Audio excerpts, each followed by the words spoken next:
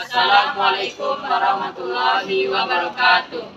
Kami dari kelompok 2 Pendidikan Pancasila dengan dosen pengampu Ms. Oktaviani Puspitasari, SPD MSc, dengan kode seksi 2023/280402. Kami akan menjelaskan tentang Pancasila sebagai dasar pengembangan ilmu politik.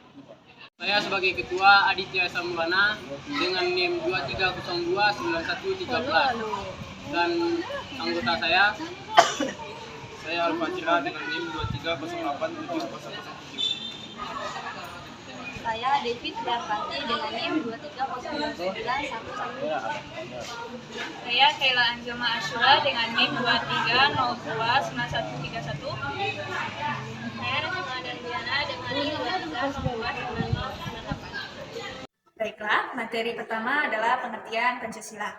Jadi, Pancasila adalah dasar negara Indonesia. Nah, nama-namanya ini terdiri dari dua kata. Dari bahasa Sanskerta, panca yang berarti 5, dan sila berarti prinsip atau asas. Pancasila merupakan rumusan dan pedoman kehidupan berbangsa dan bernegara bagi seluruh rakyat Indonesia. Nah, 5 ideologi utama penyusun Pancasila merupakan 5 sila Pancasila. Ideologi utama tersebut tercantum pada alinea keempat dalam pembukaan Undang-Undang Dasar 1945. Saya akan melanjutkan materi selanjutnya, yaitu pengertian politik. Politik seringkali dimaknai sebagai suatu sistem pengaturan atau taktik yang kotor dan licik. Hal ini tentunya merupakan kekeliruan yang besar. Namun, memang tidak bisa ditampik bahwasannya aktor yang memerankan politik lah yang menjadikan politik sesuatu yang kotor. Oleh karena itu, pemahaman akan apa itu politik perlu diketahui. Politik adalah segala aktivitas atau sikap yang berhubungan dengan kekuasaan yang bermaksud untuk mempengaruhi dan dengan jalan mengubah atau mempertahankan suatu macam bentuk susunan masyarakat. Sedangkan sistem politik adalah sekumpulan pendapat, prinsip yang membentuk suatu kesatuan yang berhubungan satu sama lain untuk mengatur pemerintahan serta melaksanakan dan mempertahankan kekuasaan dengan cara mengatur individu atau kelompok individu satu sama lain atau dengan negara dan hubungan negara-negara lain. Materi selanjutnya adalah Pancasila sebagai sistem etika. Yang pertama ada norma moral, yaitu yang berkaitan dengan tingkah laku manusia yang dapat diukur dari sudut pandang baik maupun buruk, sopan maupun tidak sopan, serta susila atau tidak susila seseorang.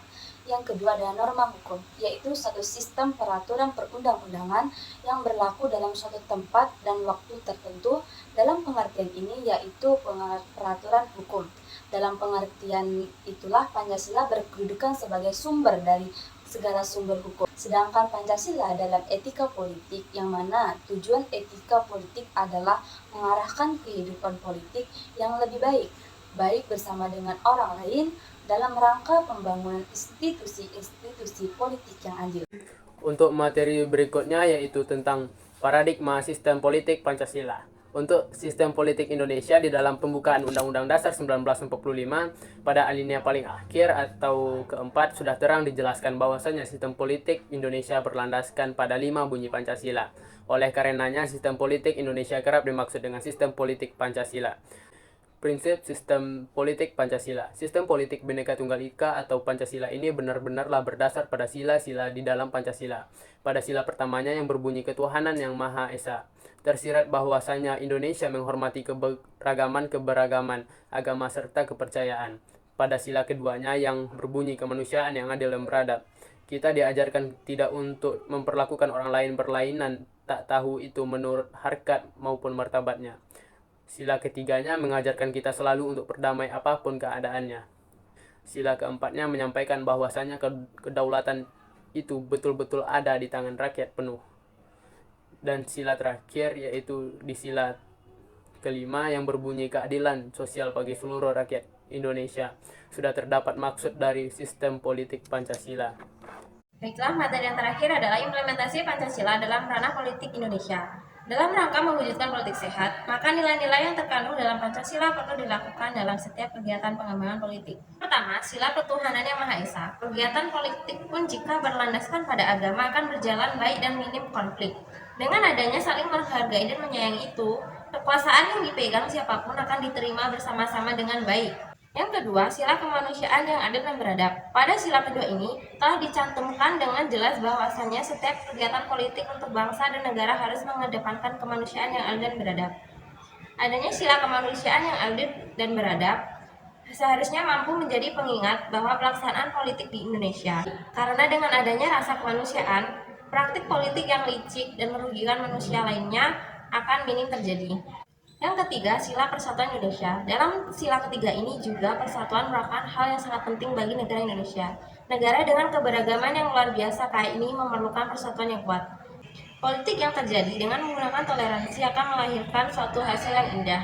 Yang keempat adalah sila kerakyatan yang dipimpin oleh hikmat kebijaksanaan dalam pemusyawaratan perwakilan. Indonesia yang memakai sistem pemerintahan demokrasi juga membuka peluang sebesar-besarnya bagi rakyat yang ingin memasuki pemerintahan. Namun, dalam prakteknya, pemerintahan tidaklah dipimpin oleh seluruh rakyat yang ada dari Sabang hingga Merauke, tetapi dilakukan oleh perwakilan-perwakilan tiap daerah. Para wakil-wakil itulah yang akan menyampaikan aspirasi rakyat. Dan yang terakhir adalah sila keadilan sosial bagi seluruh rakyat Indonesia. Keadilan, lagi-lagi menjadi aspek penting dalam kehidupan berbangsa dan bernegara. Keadilan yang adil bagi seluruh rakyat bukan hanya adil bagi para penguasa. Inilah yang harus dipahami, bahwa keadilan adalah hak bagi seluruh rakyat Indonesia. Jadi dari materi yang telah disampaikan, kesimpulannya adalah Pancasila menjadi peran yang sangat penting dalam pengembangan ilmu politik di Indonesia.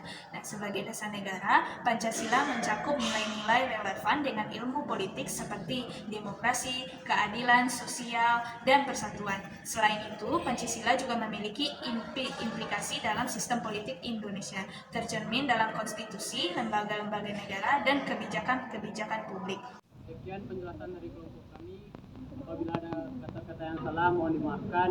Saya akhiri. Wassalamualaikum warahmatullahi wabarakatuh. Audio Jungle.